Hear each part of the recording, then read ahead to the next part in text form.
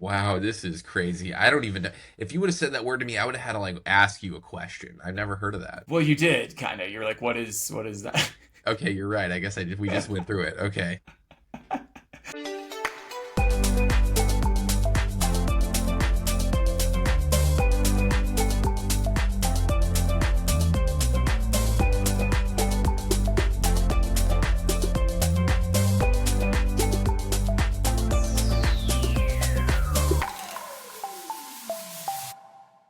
What's up, everyone? Welcome to Nomads, No Worries. My name is Steve. This is my super chill co-host Jack. Good morning, Steve. How are you? Good man. Just got to Bogota, Colombia. I'll be here for the next month. Really enjoying it so far. But I do have a story I forgot to tell you about that literally just happened like my last day in Mexico City that is kind of funny, so I wanted to tell you about it. All right, great. Let's hear it. Let's go. So I was working at a co-working space in Mexico City. It was actually in my building, very convenient. And I get there really early in the morning one day, like it was like 7 a.m. And I was walking around. I think I was looking for a place where we could record the podcast quietly. And I went back and I think it's like a little kid, like it's a daycare area or like a place where you can like throw your kids if you're using the co-working space. Okay. There's like little, I don't even know, not baby cribs per se, but just like little places, like soft little areas for kids to sit. I don't know, Like a something like mini that. playground in a room kind of thing. Yeah, it was just like in Okay. a room. I don't know enough about children to like know what these things were, but I think it's just like a place you can like throw your kid and it's soft and they won't hurt themselves for an hour. When I think of that, I think of like a really germy place. But go ahead. So I go back there, and in one of the little playpens, I see a man face down, just like laying down, sleeping face down. And I was like, oh, fuck. Is this like a homeless guy? Like, he kind of looked unhoused. And I don't know. I was the only person in the co working space because it was so early. So I was like, all right, I'm going to have to go snitch, unfortunately. So I go down to the front desk and I start trying to tell the guy in Spanish, like, what's going on. And he just starts speaking to me. He's like the head of security guy. And he just responds to me in English. Classic. We've seen that a million times, right? Like perfect English, like wow, I should have just started with this one. Yeah, yeah. Like this guy sounded like he maybe lived in the US for a while. Like his English was really good. He's like But from he's like, Oklahoma. yeah, he's like, dude, that might be one of my guys. I was like, what? I don't know what that means. I was like, I don't know. He looked like he was homeless. Like I didn't say unhoused. Like I don't think they know about that yet down I don't there, know what that word about means. Is that a new word? yeah, that's like what you're supposed to call homeless people now. You're supposed to call them unhoused. Wait, really? Is this like a new term? Like that's Yeah, crazy. I've yeah, it's never heard of like that. yeah, because like if you're homeless, that doesn't necessarily mean that you don't have a home, right? Like a lot of people have really strong communities, but they just don't have a house. So they're unhoused, but they still have a home because a house is not a home. Like unhoused people live in communities, they might live in the same spot for years at a time, right? So What about like roofless? Like yeah, without that roof? well, they might also have a roof. They might have a tent. They might have a structure that they built, a cardboard box that's a roof, but it's not Okay. technically a house. So they're unhoused, but they're not homeless. Wow, this is crazy. I don't even know. If you would have said that word to me, I would have had to like ask you a question. I've never heard of that. Well, you did kind of. You're like, what is that? Okay, you're right. I guess we just went through it. Okay. So I didn't say unhoused. The guy was like, "What was he wearing?" And I was like, "I didn't really look that closely." So the security guy's like, "All right, let's go check it out." And he's like, he starts like, he sees the guy, he's like laughing. He's like, dude, that is one of my guys. He's like, he works the night shift. Like, he worked all night. He's like, he's not supposed to be sleeping here, though. I was like, damn, I just like ratted this guy out. And so I go and sit at my little work area in the co working space. And like, the guy that we woke up like walks right by me. And I was just like, hey, he like totally knows I snitched on him. I was like, damn it. Good thing it's like my last day here, so this guy won't come back and kick my ass or Steve, something. But I'm honestly like kind of I'm gonna be honest, man. I'm kind of surprised you snitched on him. I mean, I don't know, like Dude, I didn't know if I knew that he was just a security guard, I wouldn't have, but honest dude, his pants like looked kind of raggedy. Like, I don't know. He just looked like he could have been homeless, and I didn't want him like stealing my shit in the co-working. Mm. Like, if I go to the bathroom, I don't want this guy stealing my computer. So I just wanted to take care. If I knew he was a security guy, I wouldn't have snitched, but now I know. Okay. That's so if he would have been just a little bit like put together more, maybe he was like in like a button-up shirt, you wouldn't have snitched.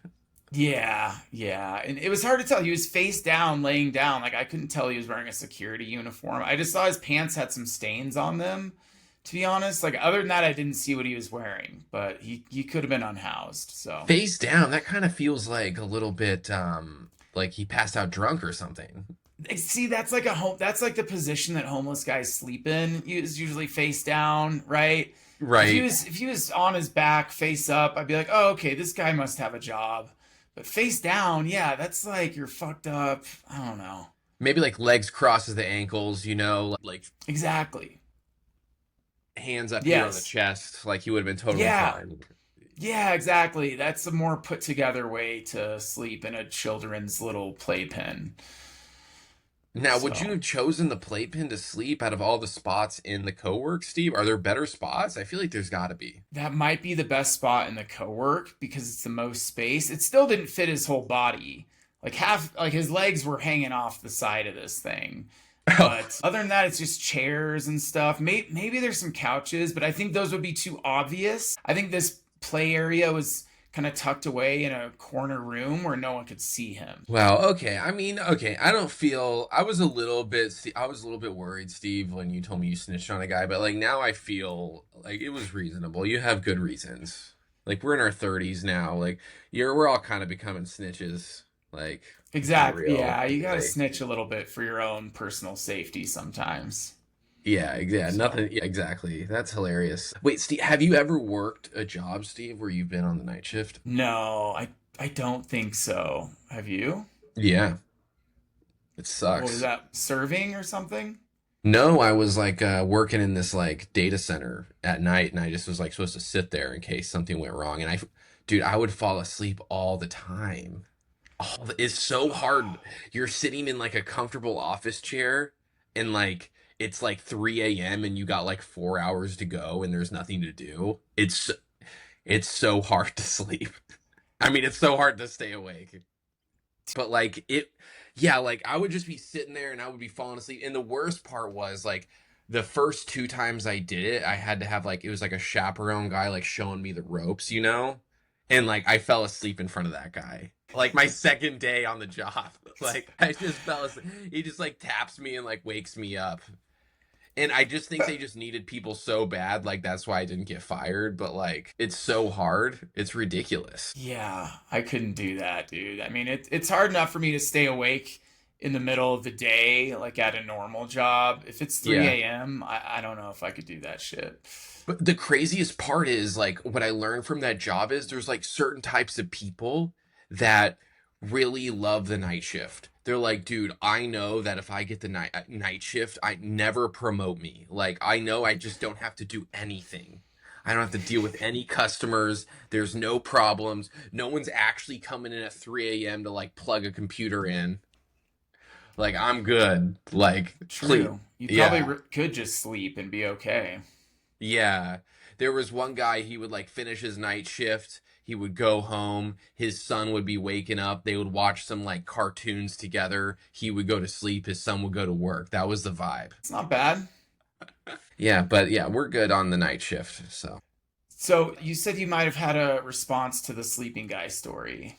right. Yeah, that wasn't it.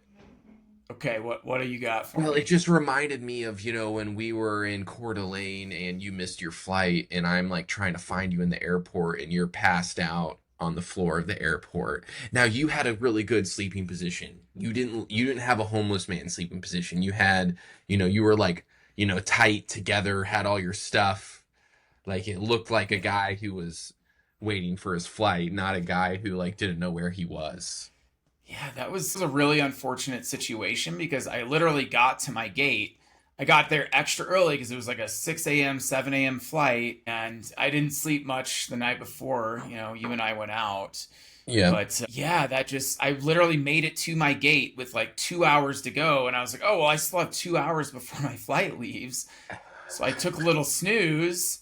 And when I woke up, well, you woke me up. You were like, "Hey, man, it's 9 a.m." And I was like, "Oh shit, my flight left at 7." It's like I got to my gate. I got through security. I was super responsible. Got to the airport with plenty of time. I didn't hear them. I just figured I would hear them make an announcement or whatever, and I would wake up. But I think it was just You're just too whatever we did the tired. night before. Yeah, whatever we did the night before made me so tired that I didn't hear the boarding announcements. They kind of backfire. It's like you get there too early, you got too much time. I mean, what do you do for 2 hours when you have zero sleep? Like it's impossible. I mean, there's not even a lot of stuff open, like, Yeah, yeah, can you get I a couldn't have. coffee at 5 a.m.? I Yeah, don't know. Like, I don't know. Yeah, so you're right. I should have timed it a little bit better. Like I should have been a little bit less responsible and just barely made it on time. That would have been better. But remember, we had this problem in Barcelona too when we were studying abroad. We all fell asleep at the gate, and I don't know, someone woke us up and we got yeah. on the plane. But that would have been bad because we were like poor college kids. Like we needed to get back. This was our like $20 Ryanair flight shout out, and we almost missed it. But yeah, I feel like a security guy woke us up then. So it's kind of the reverse of my situation of waking up the security guard. So So you kind of anyway. paid it back a little bit. You woke up the security guard this time. Yeah, what goes around comes around. Yeah. All right, should we talk about we got some Nomad hacks today, and these were submitted by some of our listeners. Thank you for everyone who's been sending us stuff. Definitely keep doing that on Instagram, TikTok. You can always DM us if you want to hear something. If you have any Nomad hacks, if you have any fun stories that you want us to talk about. But there's a lot of these. We just chose a few that we've been getting. Some of these I've tried myself. Some of these we might have to talk about and just see if we think they're even legit. 'Cause some of these sound fake, I'm not going to lie. Okay, well, let me read the first one, Steve. All right, let's hear it. All right, tip number one, use a VPN to book hotels and put yourself in a poorer country. Room rates will almost always be cheaper. Okay, yeah. So I've tried this a little. I've tried it for flights for sure. I don't stay in hotels that much, but I've tried it for flights, like on Google Flights, because I have a VPN. I use it all the time. Mm-hmm. And I've put myself in a poor country, and like on Google Flights, it does not work. So it doesn't work for flights. I kind of tried it on booking.com before, but I feel like, again, booking is like they're too big and corporate to like actually do this. Maybe if you go Mm-hmm. to like a hotel's website directly and you want to try to put yourself in a poor country, that could work. I've never tried that. But as far as booking.com and Google Flights goes, which is the only way I usually book things, turning on my VPN in a poor country. Like I tried it in Africa and shit, and it still gave me the same prices as the US ones. It would almost sounds like it's just more of a pain because now you got to do the currency translation, and you're like, Exactly. all right, it only costs 1,000 baht, and I'm doing the conversion here. Oh shit, it's still $50. You know, Exactly. this Yeah. sounds like a I don't know, like an old wives' tale, or maybe something that was true in like the early 2000s or something. Yeah, Like, exactly. Like I feel like they're smarter than that now. Like companies are smarter than that now. look, there's podcasts about traveling all the time. Like, I don't think that people, like, I'm sure they're like, look, we're charging everyone the same. You gringos are going all over the world at this point. Like, you're not getting away with anything. Dude, I used to work for a company very briefly, and we sold data, like VPN data, to companies that basically could get them around this. So, like, one of our clients was Netflix, and we sold them this data that they could go around VPNs, so they could tell if someone was using a VPN Oh, wow. to get like different content in different countries and stuff. So like right now, like I can watch The Office on Netflix in like Mexico and Colombia. But you can't watch The Office if you're in the US on Netflix. They took it off, right? It's on Peacock or some shit. So our data would like tell Netflix if someone was using a VPN and like block them from using it, which is shitty, but So you're saying that like you can't fool Netflix with that setup. You really yeah. got to be in those countries. Yeah, yeah, but not everything. I mean, it works on a lot of stuff. YouTube TV, I know it never works on YouTube TV. So anyway, Isn't that a little bit of a perversion of the original goal? I feel like originally it's like, okay, look, we're in Mexico, like we're gonna show you guys all the greatest telenovelas. We're gonna rip some of those pretty hard.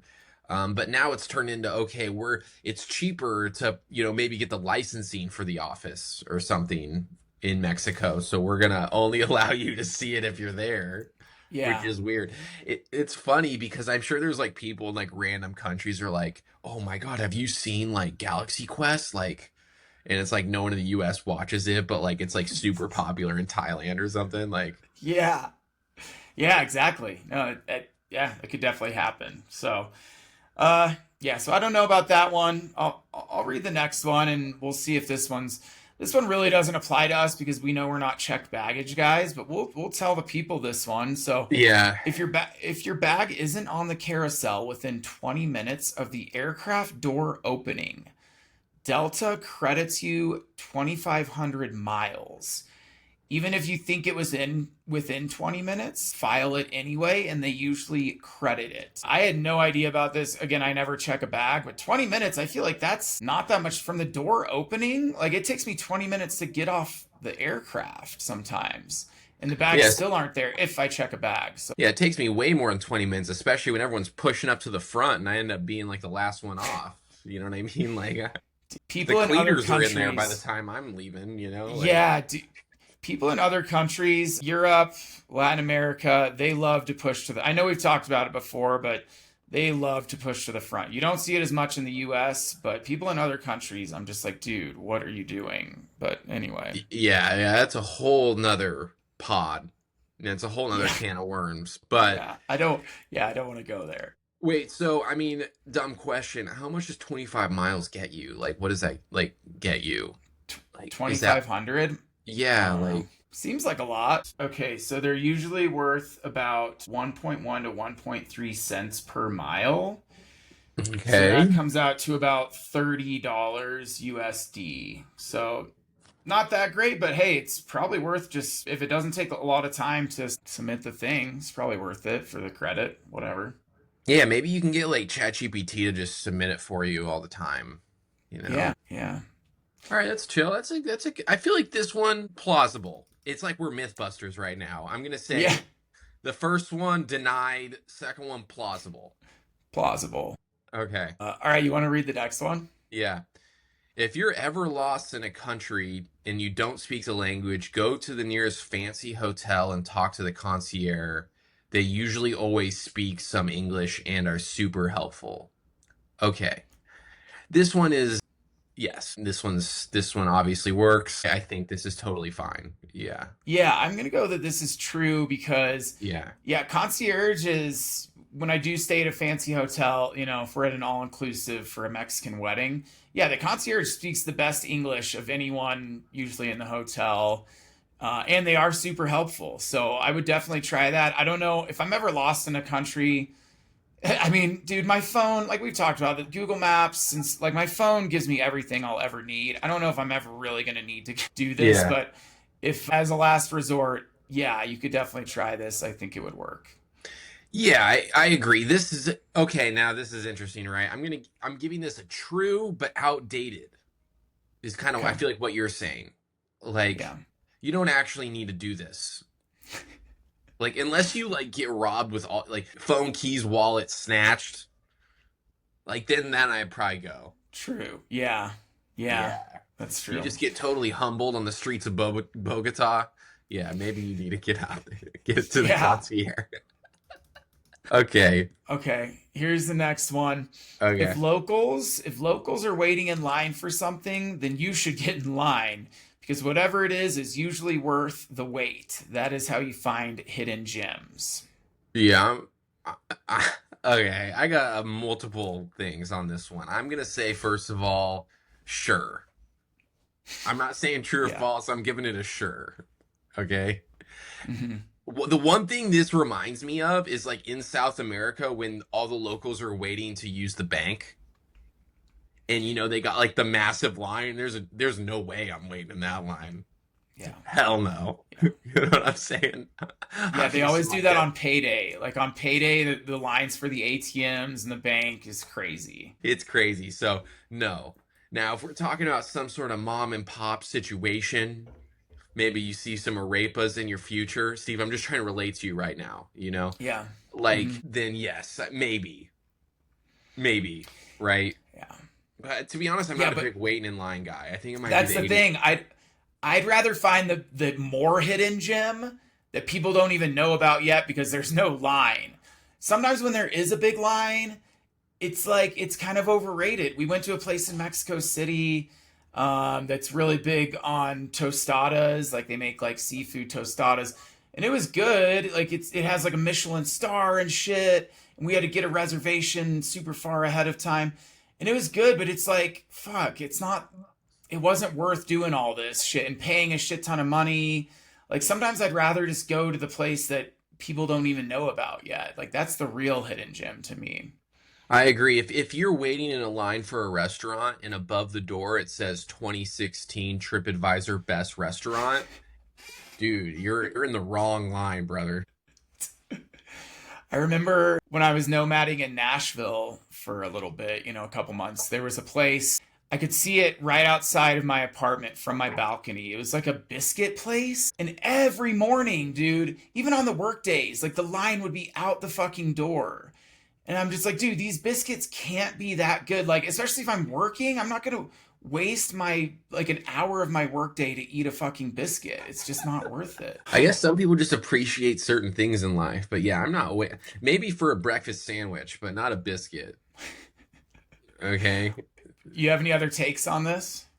I mean, I don't like waiting in lines. I Yeah. don't know if I can. I don't like doing. It's never. This is kind of messed up, but I'll say it anyway. Is like I would rather just eat the shittier food that's immediately ready. Like I know that's not cool. Like I know it's like 2025, but that's how I feel. Like the No, floor of shitty food has yeah, gotten up. Do you know what I'm saying? Like true. shitty food now is way better than like shitty food in like 2000. Yes, thank you to Google Maps and all these review things, Yelp and stuff. Like, you can't have shitty food. If you have shitty food, you're not going to last long. So, Yeah. yeah, even if it's not that great of a restaurant, it's still better than me cooking in the kitchen. Like, it's, Yeah. yeah. Yeah, But I will say 100%. something related to this in the US, people say like if it's an Asian restaurant and you see Asian people eating there, then that's like a good sign that it's good Asian food, if actual Asian people are eating it. So, Now, when that's we fun. were at Coachella, we had taco night. This was when everyone left, and we went to a Mexican grocery store, and that was awesome. They give you the carne asada already seasoned, and I'm Ooh. about that, ready to go, plug and play. That's nice. So that's a little, you can still make it yourself at home, but it's still probably better than you starting from scratch. So I like that. That's a little in between Yeah, hack. yeah, that was good. Okay, so what are we giving? What's our official stance on this one? It de- sure. It's probably true, but I'm probably not going to do it. Yeah. Okay. Okay. Okay. All right. Is it your turn to read? Yeah, I'll read it. If you need a passport and you're traveling on a crunch, email the state attorney general and they expedite the passport for free. Steve, I feel like you have a story about this one. I did try this because I knew I was going to be in, I think it was Bogota, Colombia, because this is the capital of the country, so they have the big Consulate? US consulate here. So I did email them and they just never responded. Yeah, dude. So yeah, I mean, my passport still works, but as I said on a previous episode, I'm running out of stamps.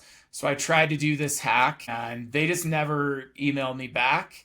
So maybe this works in some countries. It did not work for me in Colombia. Maybe this was one of the government programs that got cut. I don't know. And maybe this works in the US. Maybe that's what this person's saying. I will have to ask them what they're talking about exactly. Maybe it works in the US, but it didn't work at the US consulate in Bogota. I mean, this is a nightmare scenario, in my opinion. This is code red, nomad without a passport. You are now a civilian. You're no longer You're a now a diplomat. you're now a no mad. It puts Oh, the no in nomad. You know what I'm saying? yeah, no fly zone. No fly zone Yeah, mad. you book that 6 month Airbnb, you are there. Yeah. So maybe this has Okay. worked. Maybe this has worked. This probably has worked. It probably has. It probably can, but it can probably also not work sometimes, you know? Yeah, yeah. Okay. Okay, this is a good one, Okay. Steve. When booking on Google Flights, choose anywhere instead of the location you plan to go.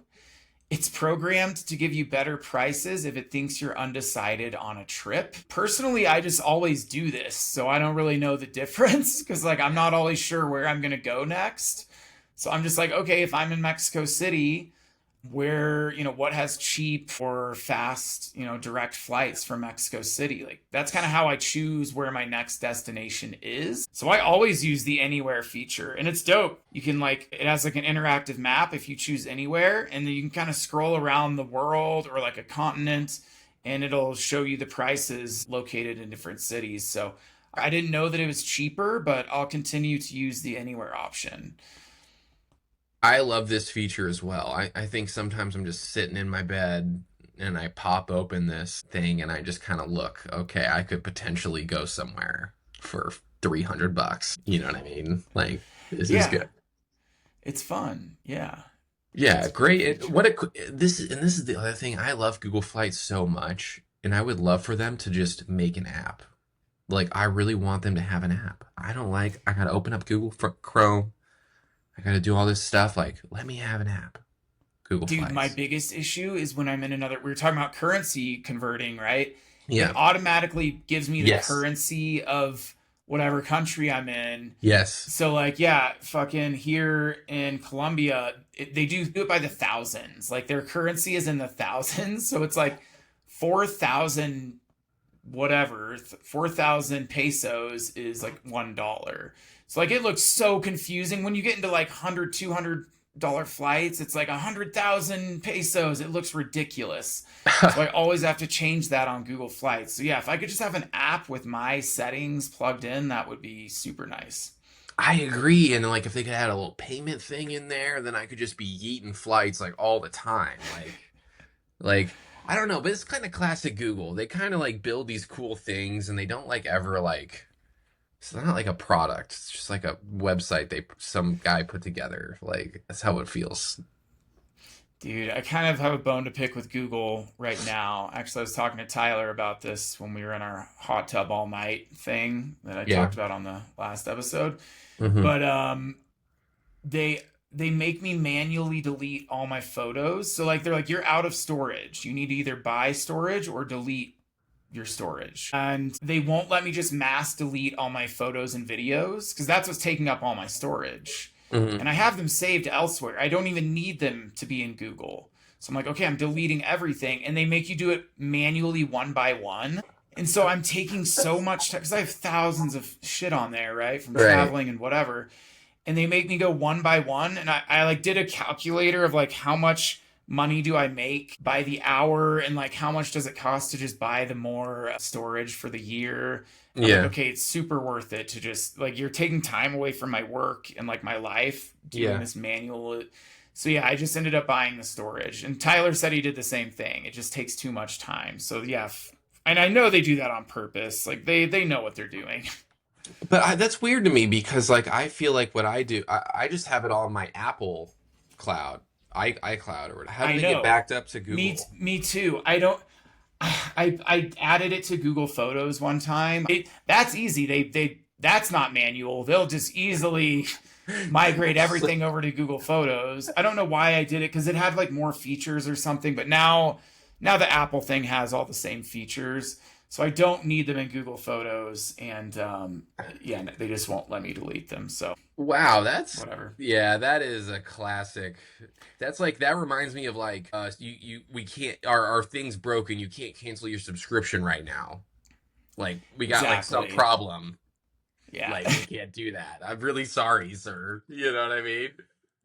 Or when they make it hard to find the cancellation button, like you got to click through so many different things to like they like try to hide it. It's like, no, I'm gonna find it, guys. I really want to cancel. Like I'm gonna find it. Yeah, or like they change the buttons. It's like the cancel button's like this red button that looks like if you Yeah, press it, your computer's gonna like light on fire. yeah, yeah. Yeah, that's terrible. See, that's the stuff that makes me mad. Just like get out of here, you know. Capitalism goes too far. Yeah, well, let's get back into communism a little bit. They probably don't have that problem in China.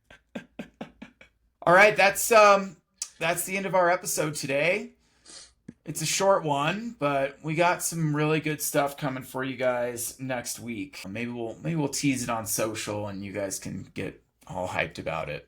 But again, thank you all for submitting stuff to us. We didn't credit people this time. I'll like ask next time if they want to be credited, but yeah, keep sending us stuff to talk about. We love that. Yeah, and that was fun. Honestly, it's good to get other people's perspective. So that was Yeah. nice. Yeah, we don't know everything, so it's good to hear from loyal fans. So, That's right. all right, everyone have a good day. Yeah, take a weird trip and use the anywhere button.